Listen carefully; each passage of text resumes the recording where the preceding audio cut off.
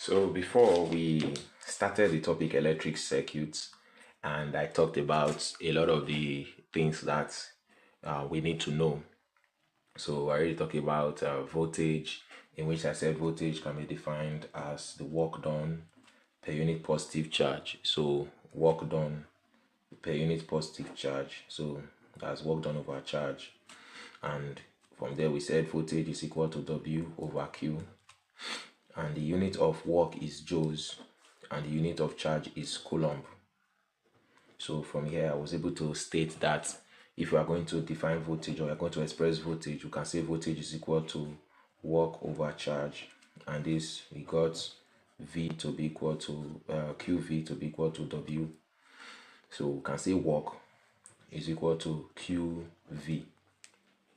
This was one of the formulas we got back then. Then I also defined currents, and I said current is the quantity of charge per unit time. So quantity of charge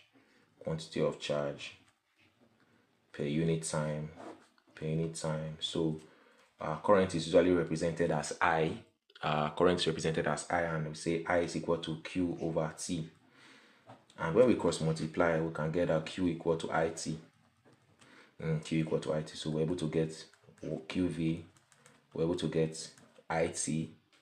Then we also said that in Ohm's law states that as the voltage increases, the current increases. So that means in a metallic conductor, because whenever we're talking about Ohm's law is always focused on a metallic conductor, and we'll take note that a metallic conductor can conduct electricity, and every good conductor of electricity is also a good conductor of heat. You understand? Every good conductor of electricity is always a good conductor of heat. So in a metallic conductor, the voltage or the potential difference across its two ends is directly proportional to the current flowing through the wire. So from there, we're able to say that V equal to, if we have V that is proportional to I, then we will now be able to state that V equal to IK.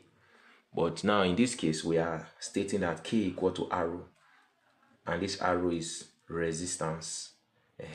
So from here, we're able to say that V equal to I R, where K equal to R. Now, you also take note that this voltage here, the unit of voltage is volts, the unit of current is ampere, and the unit of resistance is ohms. So this is how ohm is represented. You see ohms here. This is how ohms is represented. So if you are talking about the unit of voltage is volts, the unit of current is ampere, which is represented as A. Then the unit of resistance is ohms, which is here. Now, if we have this, now Ohm's law is like this. In Ohm's law graph, we are plotting V against I now. So as the voltage increases, the current increases. So our graph is going to be in this form. And if we're having our graph in this form, we are going to say that yes, voltage is decreasing, current is decreasing. But the slope of the graph is going to be, slope is going to be V2 minus V1, then I2, then I1. So the slope of this graph, that's V2 changing V over changing I, which is V2 minus V1 over I2 minus I1 is going to give us our resistance. So the slope of this graph, the slope of the Ohm's law graph is going to give us what? Resistance. So you take note of this, that in Ohm's law graph, the slope of the graph is going to give us our resistance. So you take note of this. Now we are going to another area. This other area has to do with resistivity. So we are going to another area, and this area has to do with resistivity. Now this resistivity is a constant, but now just listen, I'll explain further. Now you take note that there are so many factors that can determine or can affect electrical resistance. There are so many factors that can affect electrical resistance. One of them depends on the length of the wire. Another one is the area of the wire, length of the conductor, area of the conductor. Then also another aspect is the type of conductor that is used, in electricity. So the type of wire we use, the type of the nature of the conductor, the length of the conductor. Another one can be the area of the conductor. So maybe the length of the wire is very long. then you definitely know that, oh, the resistance involved is going to be more. If the area is plenty, the resistance will be reduced and all that. So these are some of the things we're going to look into. Now, I said we have the length of the conductor, the length of conductor. The next one now, the other factor that affects resistance is the area of conductor. Then we have the nature of the conductor, nature of conductor. So we don't know whether the material obeys Ohm's law, because materials that obey Ohm's law are known as ohmic conductors. Ohmic conductors, that means they obey Ohm's law. While materials that do not obey Ohm's law, they are known as non-ohmic conductors. Now, how do we go about this? We're going to start now. The length of conductor, we're going to say resistance is directly proportional to the length and inversely proportional to the area. So whenever in mathematics you are having resistance or having something directly proportional and inversely proportional to, we have to introduce a constant into it, and this is going to give us rho equal to KL over A. But if we have rho equal to KL over A, this is not what we need. We need to make K to represent a particular constant, and this constant is resistivity, which is rho, resistivity. So resistivity now comes in.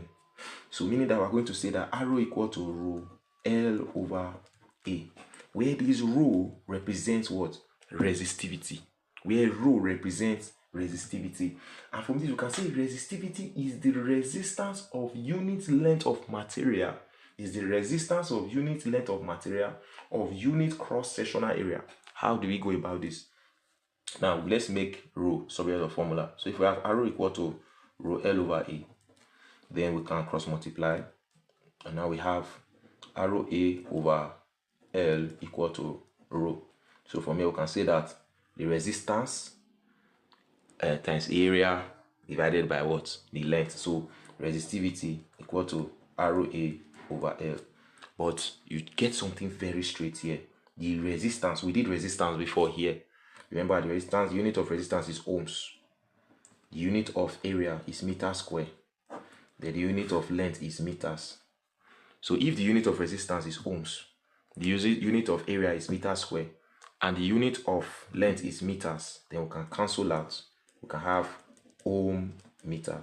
So the unit of resistivity is equal to ohm meter. So this is our unit of resistivity. You take note of this. Unit of resistivity is what? Ohm meters. Take note. So let's see how we can solve a question. Now the question says, remember, I will state it very clear to you now again. Whenever you are solving any physics question, the first thing you are supposed to write down is the units. Now, anytime you are solving any physics question, the first thing you are supposed to write down is the units. So you have to write out all the parameters. So anytime you are solving a physics question, you have to write out the parameters. So first things first, in this question, we are told find the resistance of a wire of length 0.65. So they gave us L to be 0.65 meters. Now they now gave us radius to be 0.2 millimeters. And they now told us the resistivity rho is 3 times 10 raised to the power minus 6 ohm meters. And they are telling us find the resistance, that's rho. We don't know rho. So if you are solving, you first of all write all your parameters. Then what you are looking for is going to be in question mark. So rho question mark. Now remember, we're looking for rho. So rho equal to rho L over A. Okay. So now we have rho to be 3 times 10 raised to the power minus 6. Now, what's the length here? The length is 0.65. 0.65. But the resistance, the radius, I mean to say, is millimeters. Can you use millimeters in physics? No. You have to convert millimeters to meters. And you take note that 1000 millimeters make 1 meter. So we need to divide the 0.2 by 1000. So from here we can get our radius to be 0. Or let's just say 2 times 10 raised to the power minus 4. 2 times 10 raised to the power minus 4. So we have gotten our radius 9 meters. Now, what we have here is what? Area.